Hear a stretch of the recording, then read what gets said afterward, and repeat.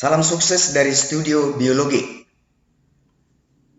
Nah, pada sesi ini kita akan membahas yaitu materi bab 3 tentang virus. Pertama kita bahas yaitu sejarah penemuan virus.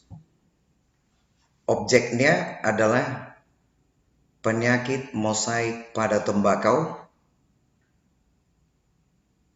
Nah, pada tahun 1883, seorang ilmuwan berkebangsaan Jerman yaitu Adolf Meyer meneliti penyakit mosaik, itu daun tembakau itu ada bercak-bercak gitu ya. Adolf Meyer mengambil ekstrak daun yang terinfeksi itu, diambil ekstraknya atau getahnya, lalu disemprotkan ke daun yang sehat.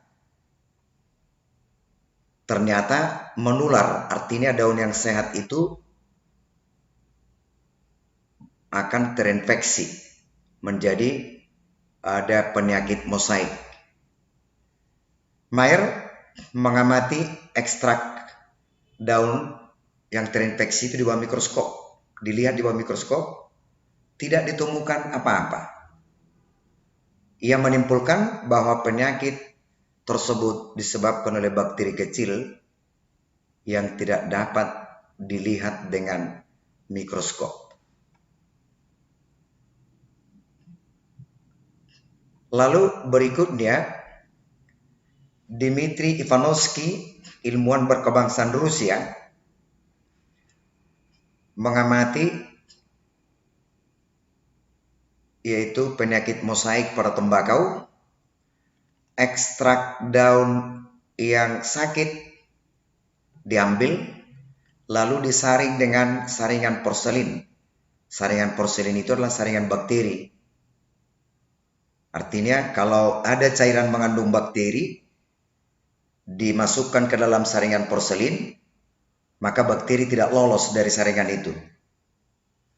Nah, ekstrak daun yang terinfeksi itu disaring dengan saringan porselin, lalu hasil saringannya itu disemprotkan ke daun yang sehat. Ternyata daun menjadi berpenyakit mosaik.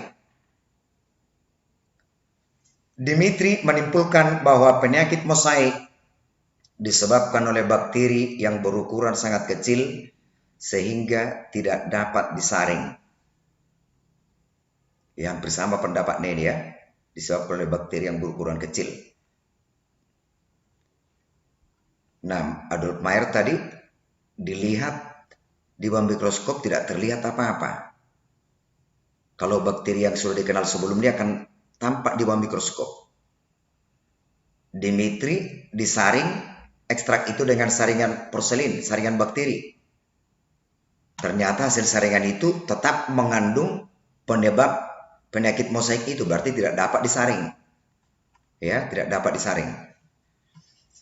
Lalu Martinus Beijerinck berkebangsaan Belanda,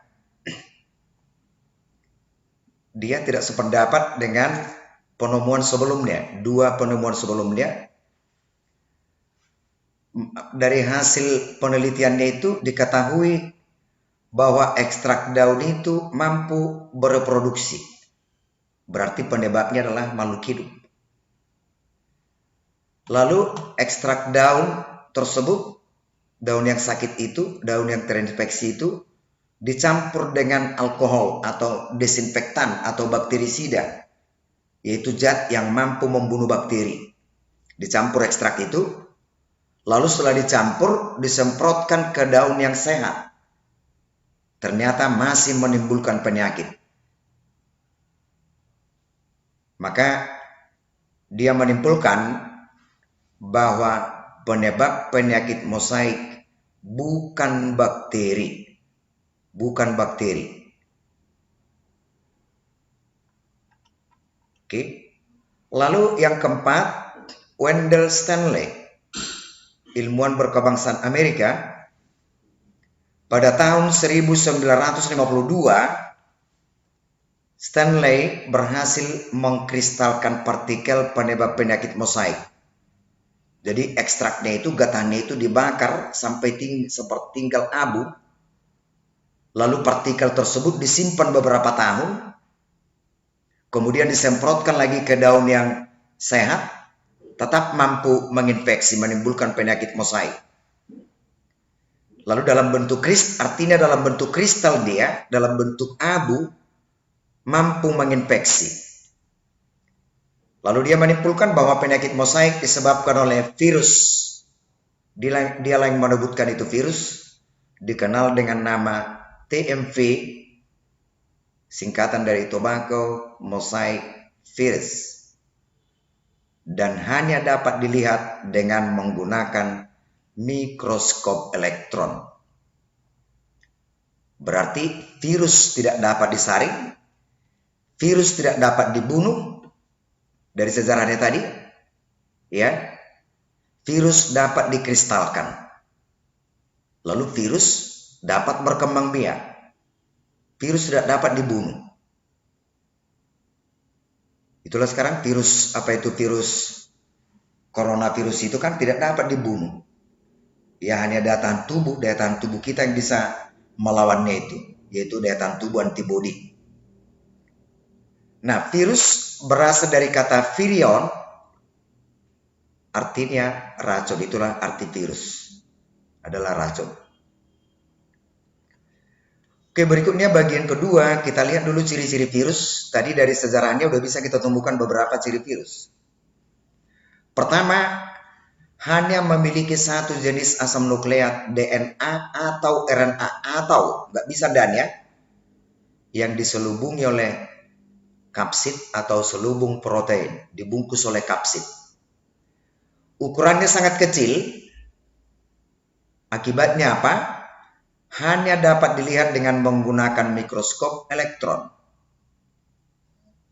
Lalu tidak dapat disaring atau lolos pada saringan bakteri. Lalu virus aseluler, bukan sel. Virus itu bukan sel. Lalu virus itu hanya dapat hidup dan berkembang biak dalam sel hidup, sehingga dikenal sebagai parasit intraseluler obligat. Harus parasit dalam sel. Harus parasit dalam sel. Lalu merupakan metaorganisme, yaitu peralihan antara benda mati dengan makhluk hidup. Virus dapat dikatakan sebagai benda mati karena dapat dikristalkan dan tidak memiliki protoplasma. Ya, protoplasma. Semua sel hidup memiliki protoplasma. Virus tidak memiliki protoplasma, maka dapat dianggap sebagai benda mati. Lalu disebut sebagai makhluk hidup karena dapat berkembang biak. Ingat bahwa salah satu ciri makhluk hidup adalah reproduksi, berkembang biak. Virus mampu bereproduksi dan memiliki asam nukleat, juga mengalami metabolisme, maka disebut sebagai makhluk hidup. Bentuknya bervariasi, yaitu ada yang bentuknya bulat, berbentuk matang, berbentuk T, silindris, dan sebagainya. Jadi bentuknya bervariasi. Itulah ciri-ciri dari virus. Lalu struktur morfologi virus. Ada beberapa komponen utama penyusun tubuh virus ya. Yang pertama ada disebut dengan kepala. Kepala merupakan bagian virus yang terbentuk oleh kapsid selubung protein. Kapsid itu terdiri dari unit-unit monomer, yang dibangun oleh rantai polipeptida atau protein yang identik satu dengan yang lain, dikenal dengan kapsomer. Jadi kapsid itu unit-unit terkecilnya adalah kapsomer. Ya, kapsid berfungsi untuk melindungi asam nukleat, berarti dibungkus asam nukleat itu dibungkus oleh kapsid. Pada beberapa jenis virus, kapsid ini ada lagi selaput pembungkusnya di sebelah luarnya, namanya amplop. Oke, nanti akan kita bahas ini pada klasifikasi virus amplop. Lalu asam nukleat atau materi genetik DNA atau RNA. Kemudian ekor terdiri dari tabung bersumbat yang dilengkapi serabut halus. Kegunaan dari ekor itu adalah untuk menempelkan tubuh virus pada sel inang. Sel inang artinya sel yang ditumpangi gitu ya. Itu artinya sel inang. Dan berfungsi juga sebagai alat untuk memasukkan asam nukleat virus itu ke dalam sel inang. Itulah fungsi dari serabut ekor. Nah, contoh kita lihat yaitu virus. Ini adalah virus bakteri atau bakteriofagi. Nanti akan kita bahas strukturnya ini. Jadi ini adalah bakteriofagi. Bakteriofagi, virus yang menyerang bakteri. Inilah kepala. Ini kepala. Lalu bungkusnya ini namanya kapsid protein. Di dalamnya ada materi genetik DNA. Ini dibuka ini. Selubungnya maka tampak DNA. Lalu ada leher. Tapi tidak ada kalungnya ya. Lehernya ada. Lalu selubung ekor ini. Selubung ekor. Lalu ada dasar ini. Dasar. Kemudian ada serabut ekor. Ini serabut ekornya. Ya. Seperti jarum suntik. Itu tadi. Itu kepalanya. Lalu misalnya kita lihat yaitu virus HIV. Virus HIV penyebab penyakit AIDS. Ini asam nukleatnya adalah RNA. Lalu ini kapsidnya ini. Selubung proteinnya ini kapsid. Pokoknya yang membungkus asam nukleat itu kapsid. Nah, ini adalah enzim. Reserve transkriptase ini. Lalu ini tadi kapsid. Mantel protein gitu ya ini. Itu kapsidnya. Lalu ada glikoprotein ini. Glikoprotein atau disebut berupa apa ini? Seperti paku-paku gitu ya. Ini glikoprotein. Lalu ini ada amplopnya. Ini semua di luar ini. Jadi amplop ini sekarang membungkus kapsid. Ada amplopnya. Kemudian ini adalah matriks protein. Ini matriks protein. Itu HIV. Lalu misalnya virus influenza hampir sama dengan HIV. Ada yaitu amplopnya ini. Ada amplopnya dan ada paku-paku proteinnya di sini. Glikoprotein gitu ya. Lalu ini kapsidnya. Ini kan asam nukleatnya RNA. Jadi asam nukleat itu kan yang membungkus asam nukleat itu, itulah disebut namanya kapsid. Itulah disebut namanya kapsid. Oke. Itulah contoh virus, yaitu virus influenza. Jadi di sini sekarang kan tampak dia berupa apa ini? Berupa yaitu mahkota di luarnya ini, seperti mahkota hiasan.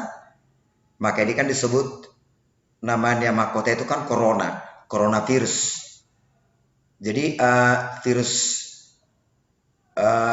bercorona itu seperti apa? Bermahkota. Jadi COVID itu pun coronavirus, itulah yang maksudnya itu coronavirus. Ada corona seperti ini, seperti mahkota. Oke, itulah tadi mengenai sejarah penemuan virus, ciri-cirinya, strukturnya, dan tadi kita perkenalkan beberapa jenis virus. Jadi ada virus beramplop, ada virus tidak memiliki amplop. Oke, sekian dulu pertemuan kita. Semoga bermanfaat. Atas perhatiannya kita ucapkan terima kasih. Tetap semangat.